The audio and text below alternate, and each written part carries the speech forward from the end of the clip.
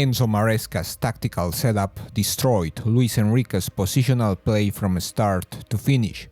Off the ball, Chelsea pressed in a classic 4-4-2, although PSG had numerical superiority in their own half with 2 extra players during build-up.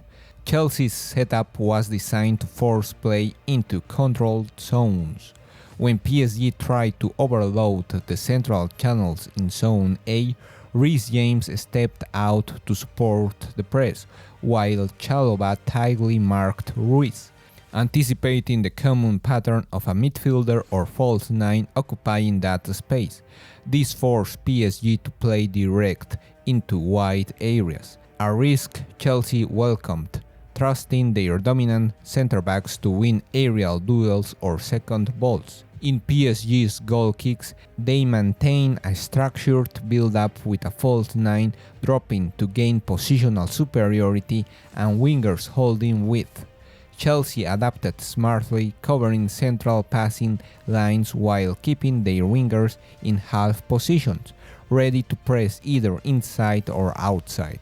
Meanwhile, the centre-backs tightly tracked PSG's false nine, and the fullbacks were trusted in 1v1 duels against wide players. One of Chelsea's standout strategies was nullifying Hakimi's overlapping threat.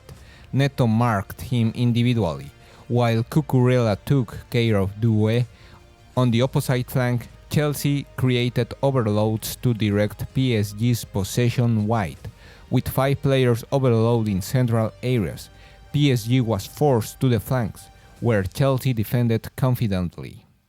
In possession, Maresca's side showed excellent spatial awareness and dynamic side-oriented movements.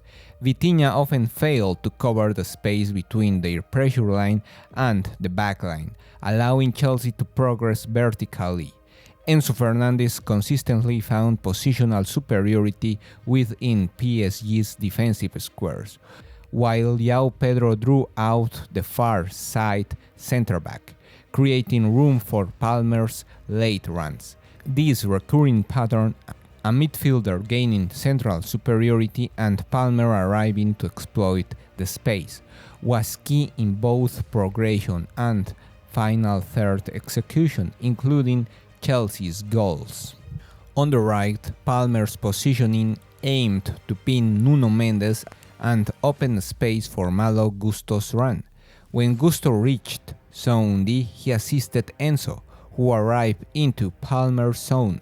This video is brought to you by Metrica Sports, the fundamental tool for every coach and analyst. Create and manage all your video analysis in one platform. Use coupon NasirSalad at checkout for a 10% discount. Chelsea built with a 3-2-5, overloading the right side. Palmer and João Pedro attracted 3 PSG defenders, which opened space for Malo Gusto's diagonal runs. Although Ruiz was responsible for tracking Palmer, he reacted too late, giving Palmer time and space to shoot, leading directly to Chelsea's first goal. The second goal came thanks to Chelsea's aggressive defensive structure. Colwill followed Kvaratskhelia closely, with Caicedo covering the free space. A forced PSG pass into the congested zone led to a rebound that Colwill quickly received. He immediately found Palmer, and marked due to Mendes being high and wide, who exploited the gap. Malo Gusto's overlapping run dragged the centre-back away, giving Palmer the window to finish. For the third, played a backward pass to attract PSG's press, increasing space for Palmer. Mendes followed Gusto, leaving Palmer with time to advance.